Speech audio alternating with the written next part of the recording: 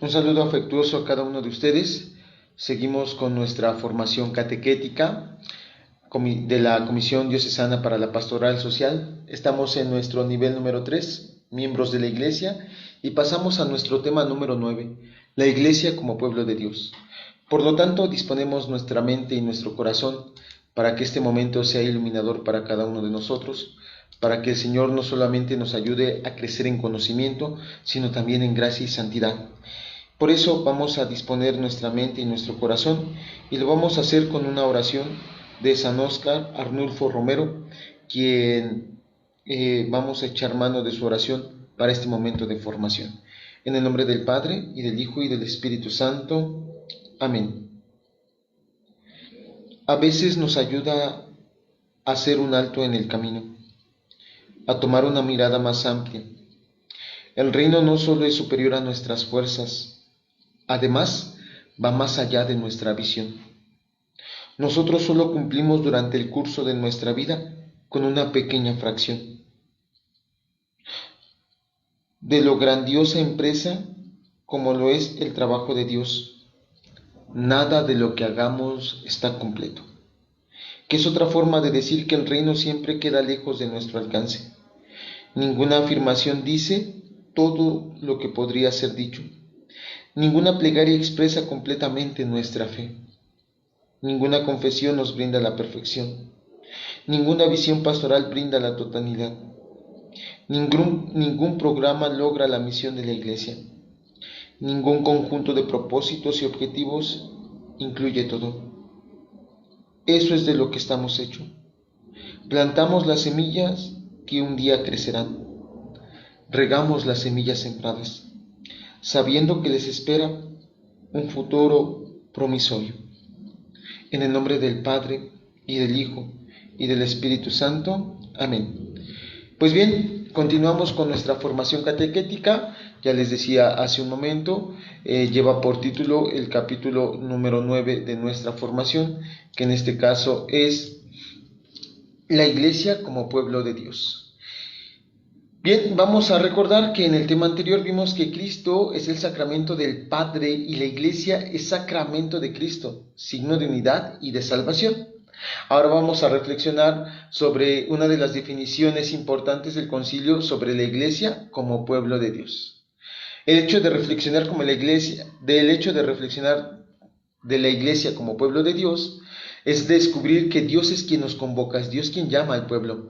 Y no solamente eso, fortalece la conciencia de pertenencia a la Iglesia, es decir, nos da una identidad. Es Dios quien gobierna la Iglesia, es Dios quien preside el pueblo, pero es Dios también quien acompaña al pueblo. Por eso, pues vamos a ir disponiendo nuestra mente para este momento de formación. Dios nos hace una promesa. Dios le hace una promesa al pueblo de Israel, y por lo tanto Dios, al llamar al pueblo de Israel, lo llama y lo libera. ¿Para qué? Para que entren a participar de la alianza que Él quería establecer con su pueblo. Sin embargo, recuerden que el pueblo le es infiel, el pueblo es quien en este caso muchas veces va a quebrantar la santa alianza, y entonces será necesario que Cristo selle con su sangre esta alianza. Y es así como ahora el Señor va a convocar a este pueblo de Dios a través de la Santa Madre Iglesia. La palabra eclesia significa convocar. Propiamente entonces, iglesia es que Dios nos convoca, Dios nos forma como comunidad. Es Dios quien nos llama de diferentes lugares para formar un solo pueblo. Entonces Dios nos ha llamado para formar el pueblo santo de Dios. En el antiguo Israel, el pueblo de Dios, la noción del pueblo de Dios, se encuentra sus raíces en el Antiguo Testamento. Es la experiencia fundante del Israel, cuando es constituido pueblo de Yahvé. Dios, por iniciativa suya y para realizar su designio salvífico, elige a Israel como su pueblo, un pueblo de esclavos de Egipto, al que libera y acompaña para darle una identidad, ser el pueblo de la alianza. Recuerden que Dios desde antiguo también llama a Abraham, de cierta manera con él intenta conformar el pueblo de Dios, Pero poco a poco este pueblo va teniendo identidad hasta que tristemente resulta esclavo del pueblo del faraón allá en Egipto. Entonces el Señor va a llamar a Moisés para liberar a este pueblo que el Señor estaba congregando, que el Señor estaba reuniendo. Y así lo dice el libro del Deuteronomio. Dice lo siguiente: el Señor se fijó en ustedes y los eligió, no porque fueran más numerosos que los demás pueblos, pues son el más pequeño, sino los eligió por amor, por el amor que les tiene, y para cumplir el juramento hecho a sus antepasados. Por eso los ha sacado de Egipto con mano fuerte y los ha liberado de la esclavitud, del poder de Faraón, rey de Egipto. Veamos, por lo tanto, cómo la promesa de Dios se cumple y su brazo poderoso hace que el pueblo sea liberado de una esclavitud de la cual venían sufriendo. Todo esto Dios lo realiza como preparación y símbolo del nuevo pacto que va a efectuarse en Cristo. Por lo tanto, si Dios ha llamado al pueblo de Israel, este pueblo adquiere una plenitud con Jesús de Nazaret. Por lo tanto, pasamos a lo siguiente: el nuevo pueblo de Dios en Jesucristo. Ha llegado la plenitud de los tiempos, Cristo es esa plenitud, y Dios cumple sus profecías y hace un nuevo pacto con la casa de Israel y de Judá. Así lo dice el libro del profeta Jeremías. Vienen días, oráculos del Señor, en que yo estableceré con el pueblo de Israel y con el pueblo de Judá una alianza nueva. Pondré mi ley en su interior y escribiré en su corazón. Yo seré su Dios y ellos serán mi pueblo. ¿Qué es lo que le va a dar identidad al pueblo de Dios? ¿Qué es lo que le va a dar identidad a esta comunidad que el Señor ha congregado? El mismo Dios. Dios es quien gobernará el pueblo de Israel. No solamente Dios lo gobernará, también Dios lo plenificará, lo salvará y lo santificará. Esta es una de las características que el Señor entonces hace hacia una comunidad: el hecho de liberarlos, de salvarlos y de santificarlos. El pueblo de Dios, por lo tanto, adquiere una categoría de identidad y que no solamente nos permite reconocernos como comunidad, sino nos permite caminar hacia un mismo Dios, hacia un mismo fin. Este pacto nuevo se estableció con Cristo, quien convoca a un pueblo de entre los judíos y gentiles, unidos no solamente de la carne, sino también del Espíritu, y se constituye un nuevo pueblo de Dios. En el pueblo convocado por Cristo rige la ley y el Espíritu y el amor.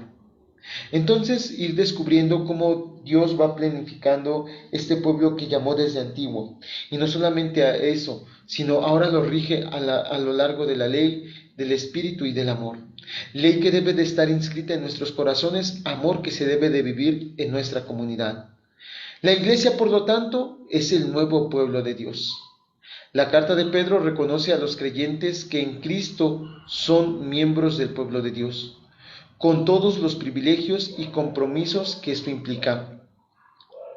Ustedes, en cambio, son descendencia elegida, reino sacerdotal y nación santa, pueblo adquirido en posesión para anunciar las grandezas del que los llamó de la oscuridad a su luz admirable.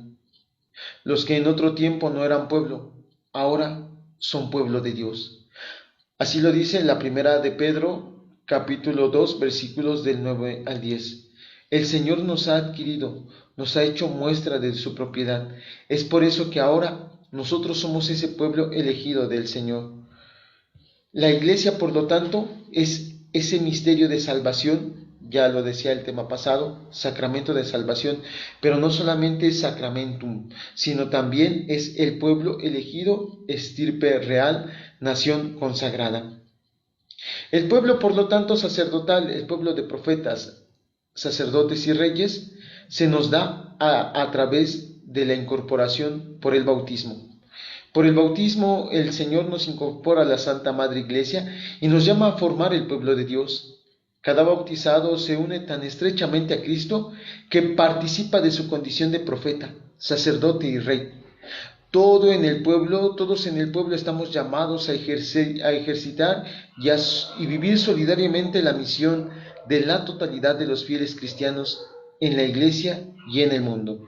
No solamente se nos llama a vivir la comunidad, no solamente se nos llama a formar comunidad, no solamente se nos llama a formar una congregación, sino se nos llama a vivir la comunidad, es decir, ad extra, vivir y dar testimonio de aquello que el Señor nos ha llamado, ser sus hijos, ser su pueblo, pero manifestando a los demás que nosotros somos pueblo de Dios. El sacerdocio común, sin tener necesidad alguna y como don gratuito de su amor, Cristo ha querido que su iglesia entera participe de su único sacerdocio. No hay, por tanto, en la iglesia de Jesús que estemos un estamento sacerdotal que no funcione, que funciona a manera de una casta. Todos los creyentes somos elegidos, santos discípulos, hermanos sacerdotes. Así lo dice Lumen Gentium en su número 10. El sacerdocio común de los fieles y el sacerdocio ministerial o jerárquico, aunque diferentes esencialmente, no solo en grado, sino en orden, sin embargo, el uno y el otro se participan a su manera del único sacerdocio de Cristo. Cristo es el sumo y eterno sacerdote. A través del bautismo nos hace profetas, sacerdotes y reyes. Nos participa de un sacerdocio común, el cual todo bautizado tiene.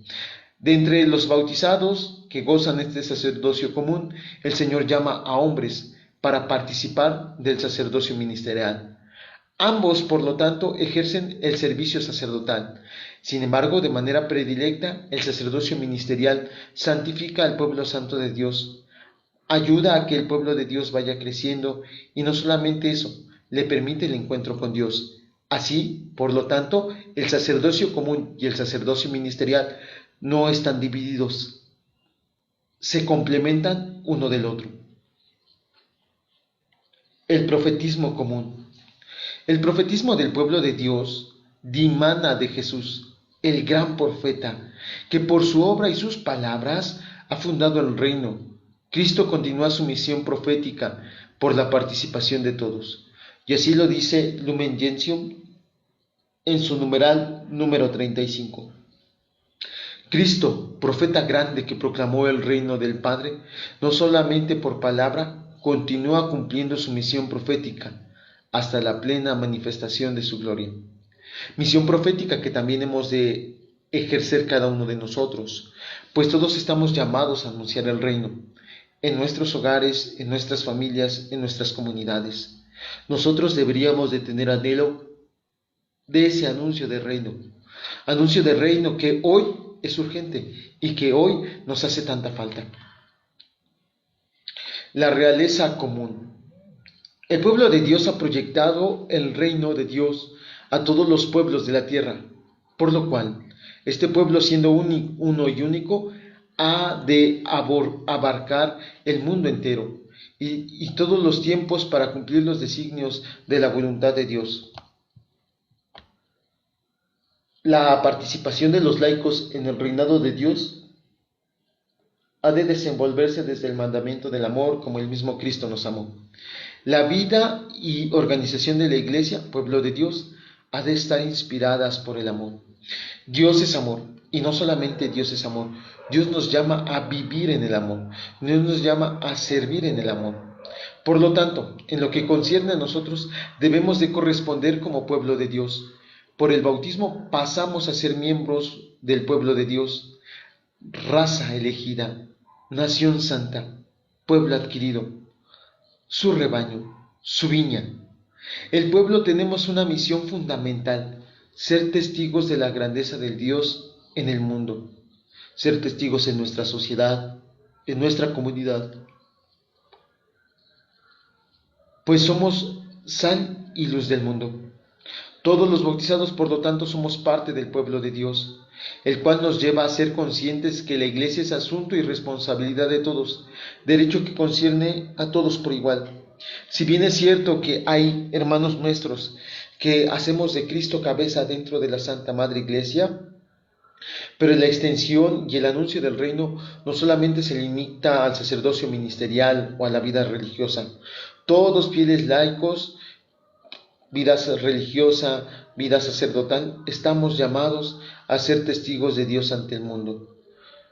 Estamos llamados a que los demás tomen conciencia de que formamos un solo pueblo y un solo rebaño. ¿Y quién es quien preside esto? Dios. Dios es quien le da plenitud a este pueblo santo, el cual Él ha llamado.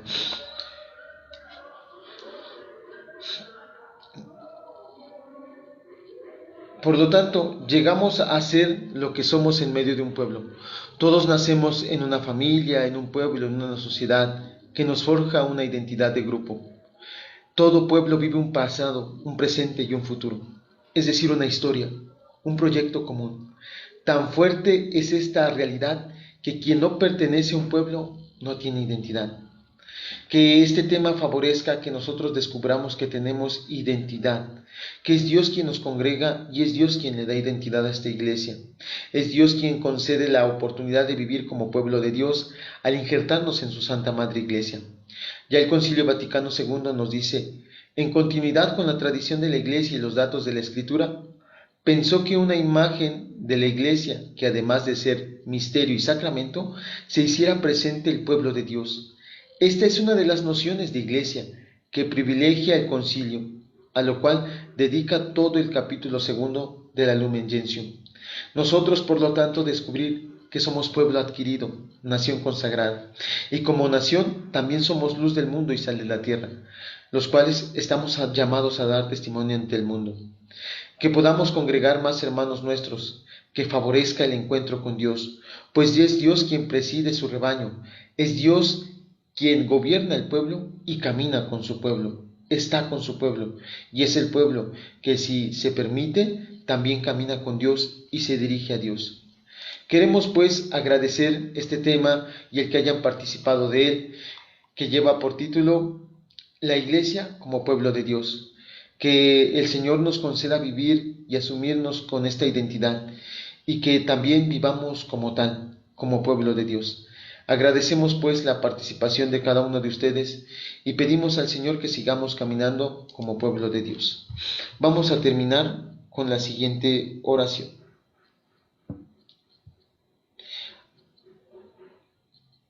Conformamos fundaciones que necesitarán desarrollo ulterior.